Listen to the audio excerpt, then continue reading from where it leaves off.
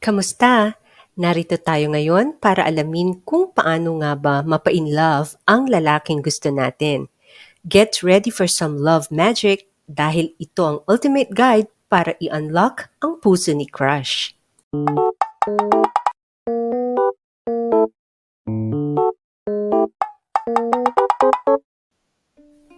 Tutuklasin natin ang mga love spells at mga tips na magpapakilig sa kanya. Ang mga babanggitin ko ay mga hindi natin nare-realize na makaka-attract sa kanya. Alam mo na yung mga regular na tips tulad ng alagaan ng sarili o magpaganda o ngumiti. Pero itong mga tips sa video na ito ay madalas na hindi napapansin. So, relax, mag-subscribe at samahan ninyo ako sa love journey na ito. Sige na, let the love magic begin. 1. Kailangan laging mabango ang buhok. Amoy bagong shower o amoy malinis. Mamili ka ng gusto mo. Pwedeng citrus para fresh o floral para sexy. Gustong-gusto nilang inaamoy ang buhok ng babae. Minsan kahit pa sikreto. Pwedeng dahil sa natural na amoy na nakaka-attract sa kanila. Ayaw mo namang mag-amoy pawis o araw. Kaya bumili na ng amoy malinis na shampoo, conditioner o leave-on sprays. Yung tipong pag naamoy niya ay masasabi niya ang linya sa commercial na "Your hair smells terrific." 2. Gawin mo siyang hero. Iparamdam mo na he is needed. Halimbawa, na flat ang gulong mo, tawagan mo siya at magpatulong o magpasundo. O nag-cancel ang kaibigan mo, tanungin mo kung pwede kanyang samahan. O natatakot ka dahil ginabi ka na o nakalimutan mo ang homework mo. Maaari rin namang biglang health issues gaya ng nahilo ka o nahimatay o natapilok. Basta kahit anong paraan na magbibigay sa kanya ng opportunity na isave ka.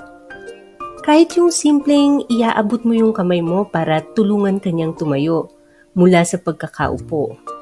Gusto nila yung feeling na hero sila. 3. Tumawa sa jokes niya. Kapag nagkwento siya ng nakakatawa, tumawa ka. Gusto nilang maramdaman na napapasaya ka nila at sila ang pinakamagaling na magpatawa sa grupo. Kahit narinig mo na ang jokes niya, huwag mong pangunahan at sabihin, "Alam ko na yan." Mag-practice ka rin ng genuine laugh. 4. Magtanong ng mga bagay na related sa field niya. Yung tipong alam mo na expert siya ha. Kahit alam mo na ang sagot, pakinggan mo pa rin. Huwag kang magtanong nang wala siyang ideya. Mapapahiya siya. Tapos, magpaturo ka ng bagay-bagay. Gusto kasi nila na ipakita ang skills nila at mag-explain ng mga nalalaman nila. Baka kahit nakauwi ka na, ay tawagan ka pa at may pahabol pang paliwanag. 5. Physical touch. Huwag mong baliwalain yung attempt niya na tumabi o dumikit sa'yo.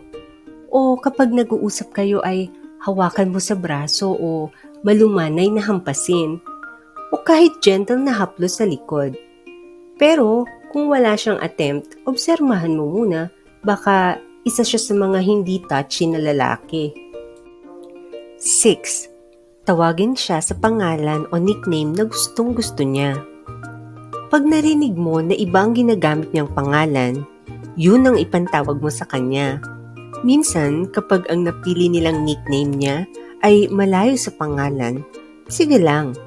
Parang music to his ears kasi yun. At maaalala niya na isa ka sa mga tumatawag sa kanya ng ganun. 7. Compliment him. Gawin mo siyang proud sa sarili niya. Sabihan mo ng, "Ang galing mo naman." O, "Sa lahat ng kakilala ko, ikaw lang ang..." O, "Yung ideya mo ang pinakamagandang narinig ko." Gawin mong original. Maghanap ka ng bagay na mapupuri sa kanya. Meron at meron yan. Kaya mo nga siya nagustuhan, di ba? At dito nagtatapos ang ating love adventure. Sana ay nakatulong sa inyo ang mga tips na itinuro ko ngayon. Kung may mga karagdagang tanong, kwento, o kahit love experiences na gusto ninyong ibahagi, feel free to comment down below. Huwag kalimutang mag-like kung natuwa kayo at mag-subscribe para lagi kayong updated sa mga bagong love tricks at tips dito sa ating channel. Sa mga darating pang pag-ibig adventures natin, always remember, love is a beautiful journey. Maraming salamat! Paalam!